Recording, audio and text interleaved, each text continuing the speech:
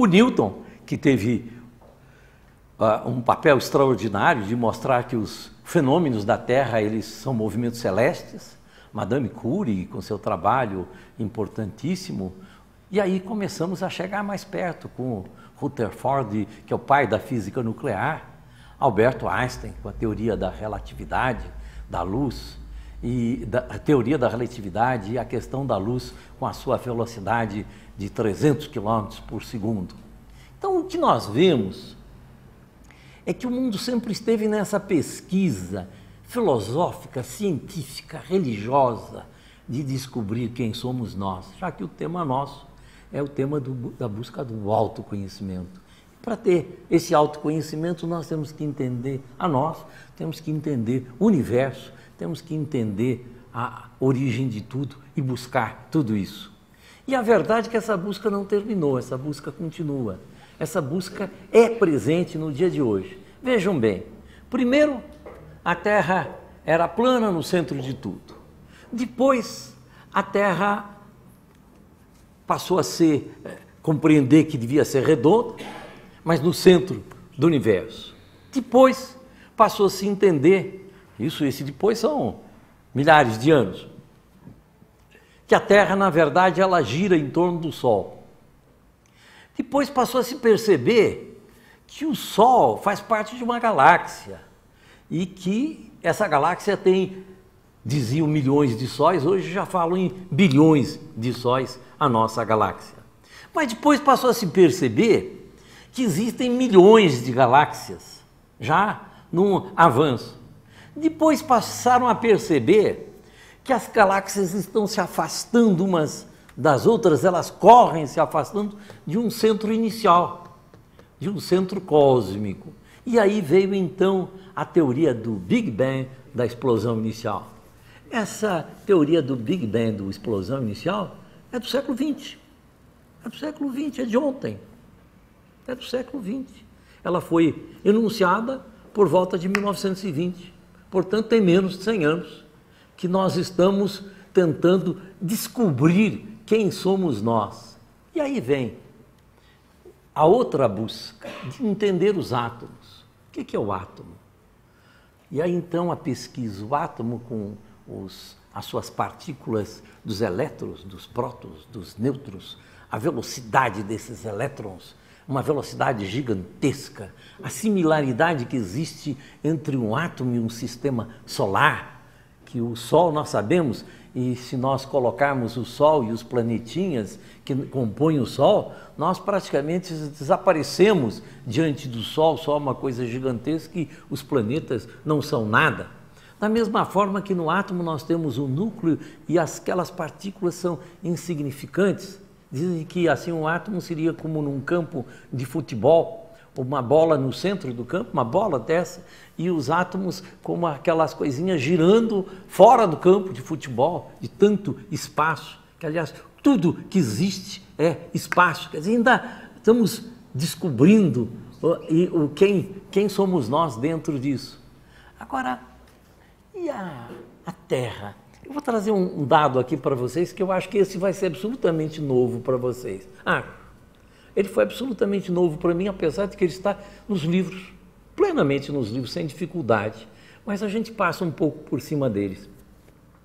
Eu tentei fazer uma representação da Terra nas suas proporções reais e verificando que o diâmetro da Terra são 13.700 quilômetros, digo, eu vou reduzir para 1,37 m, e vou colocar nisso a Terra com as suas proporções.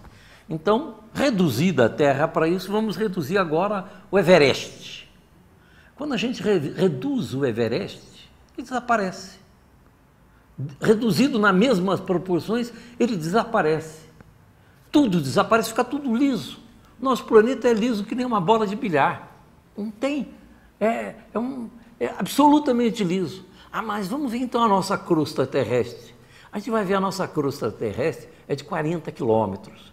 Se nós temos um diâmetro de 13.700 e 700 quilômetros, você pegar 40 quilômetros aqui, é uma casquinha de ovo, é uma casquinha de ovo quase muito difícil de ser representada numa redução de papel. E se formos olhar a nossa atmosfera, olha que coisa interessante, a nossa atmosfera são 10 mil metros, então desaparece por completo. Nossa atmosfera é uma coisa mínima dentro daquilo que corresponde ao nosso planeta.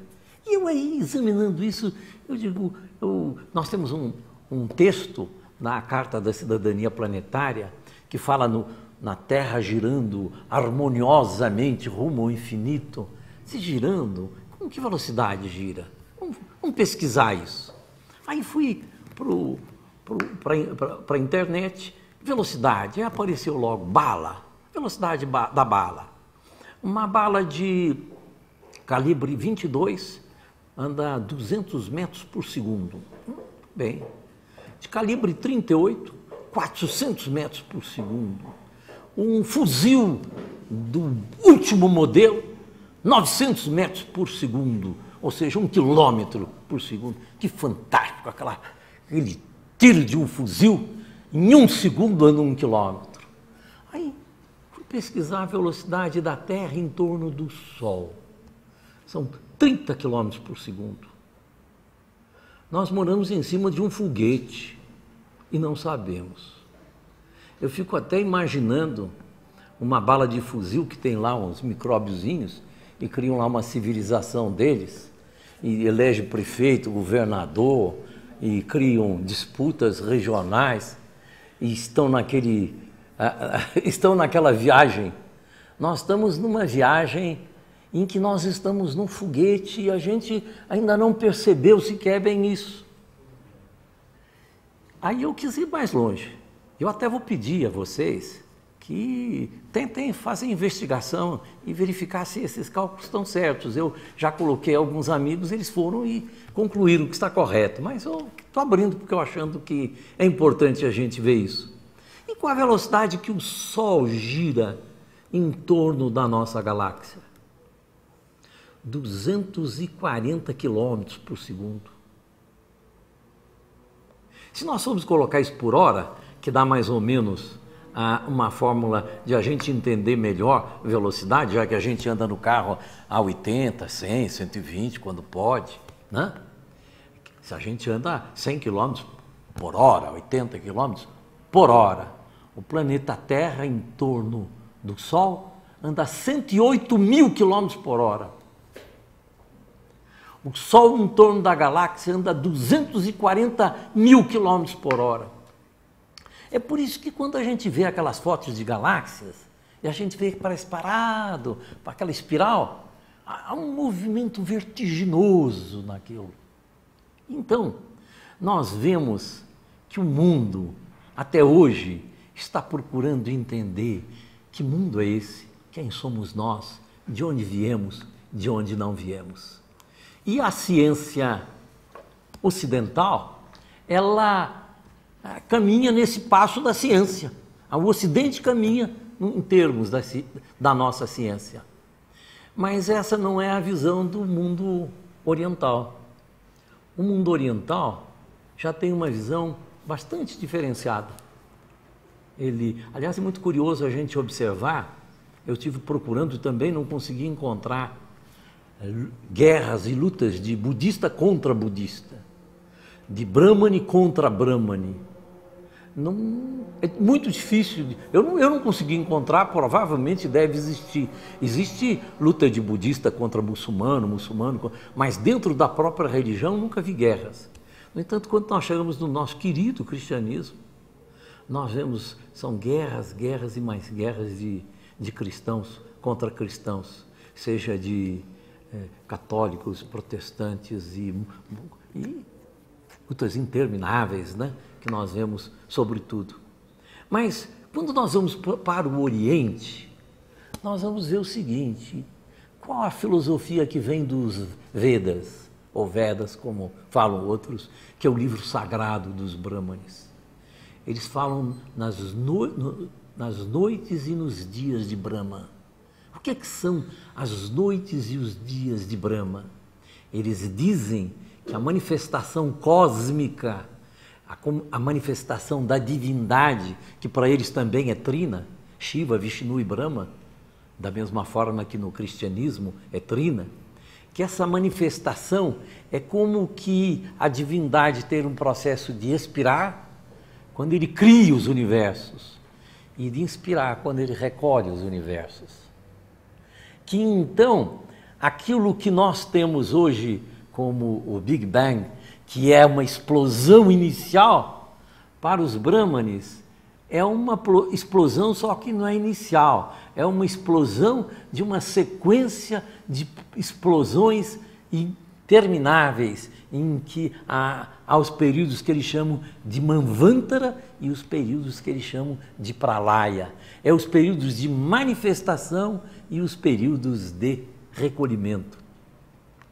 E aí é muito interessante nós percebermos que nós temos que realmente nos curvar diante do mistério da vida. A vida é um mistério.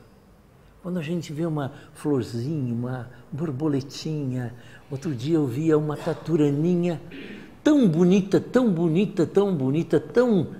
Como é que é possível que aquela beleza existisse dentro daquela taturana? E aí nós vamos ver que a vida é inteligente, a vida é bela e a vida é forte. Ela se manifesta no pequeno matinho que rompe as pedras para nascer. E onde a vida está, ela representa beleza, ela sempre representa a sabedoria de buscar se expressar da forma mais perfeita e mais absoluta. E aí então nós começamos a conjecturar. E quem somos nós? Nós somos uma alma, somos um espírito, nós só vamos poder realmente fazer conjecturas. Mas uma coisa é lógica, pelo mínimo para mim, porque isso cada um vai ter a sua própria visão. E a sociedade teosófica, que é uma sociedade de livres pensadores, ela não diz a ninguém, este é o caminho, ela mostra os vários mapas. Olha, tem esse mapa, tem mais aquele mapa, tem o mapa aqui do budismo, tem o mapa do brahmanismo, tem o mapa da Blavatsky, tem o mapa de Cristo, tem os mapas daquilo que é possível se levantar. Mas dentro dessa ideia, e que é preciso que nós tenhamos sempre presentes, da liberdade de pensamento, é muito claro que nós não somos o corpo físico. Isso é óbvio. Todos nós sabemos que vamos desaparecer. Se somos transitoriamente, mas se existe algo que não é transitório, o corpo não é.